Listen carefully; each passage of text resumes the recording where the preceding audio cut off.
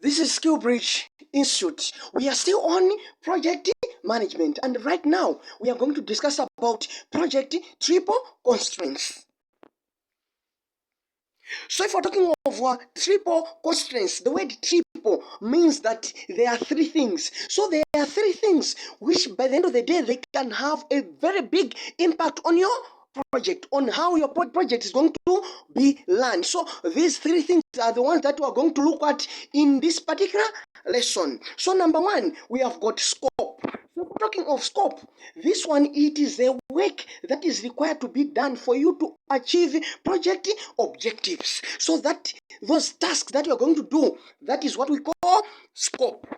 From there, we need to understand that scope has got its own challenge. That is scope creep. So if we're talking of scope creep, this is the work that is coming into your project, but that work you did not plan for it initially.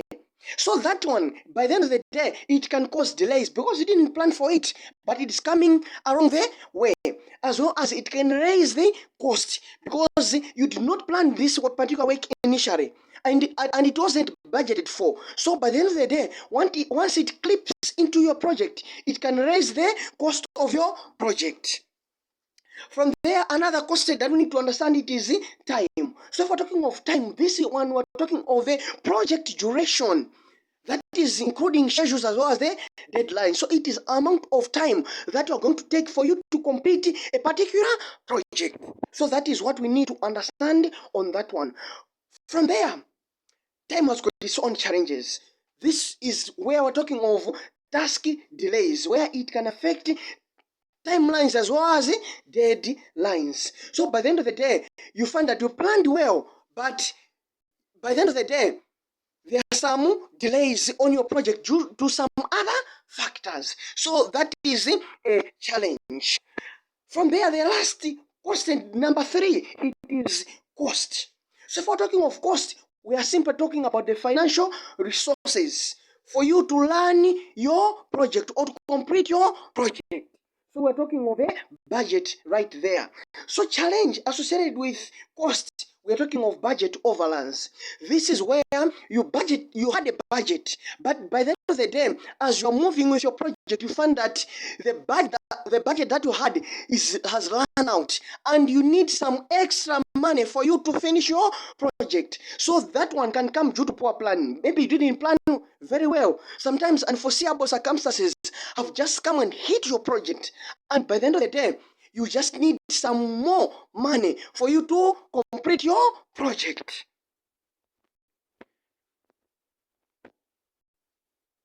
Let's discuss about project management triangle. So if we're talking of project management triangle, this one is not the same as triple constraints because triangle has got three corners, as you can see. So we have got scope, we have got cost, we have got time. Right? So as we already said, if we're talking of scope, we are simply talking about work that you are supposed to do. So if we're talking of the cost, we are talking about the budget. Time, we are talking about the amount of time that you are supposed to do your project. So we need to understand that each and every project has got quality standards. So the main take point on this one we need to understand is that these three things, they affect each other. Once scope changes, the cost will change, as well as the time will also change. For example, if the scope increases, you find that the cost will increase, and as well as the time must also increase. So that is what we need to understand. And the other thing that we need to understand is that if you want to reduce time, if you want to shorten the duration, what you need to know is that the cost will increase. The cost will increase. So the key take point on this one is that these three triple constraints, they affect each other.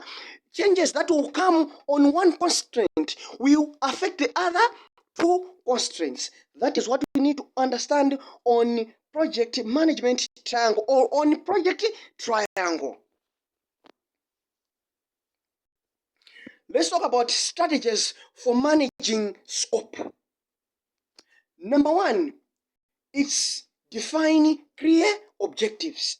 So on this one, you need to make sure that you are using project charter to align with stakeholders. So if we're talking of project charter, it is that document which is written in the very early stages of your project before even you start. So in this one, you are trying to clearly detail your goals, your objectives, the tasks that will be done, even the responsible people. So this one is done together with the stakeholders. So for you to manage scope, make sure that you are always in line with the project charter.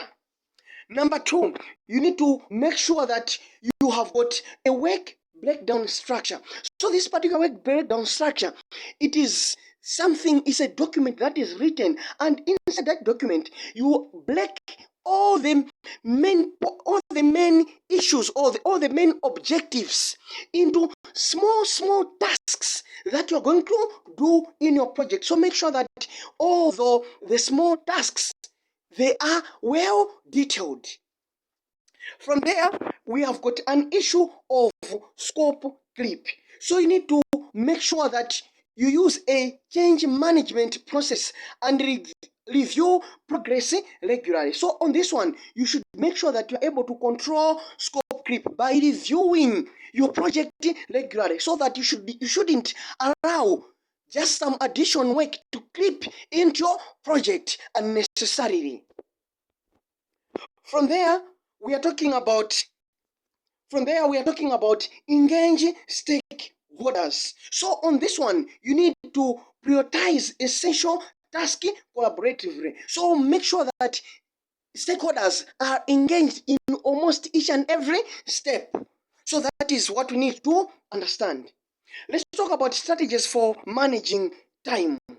So if we're talking over managing time, we need to understand on that one, you create detailed schedules. So on that one, you can use Gantt charts, which acts more or less like a timetable for your project, as well as a network diagram.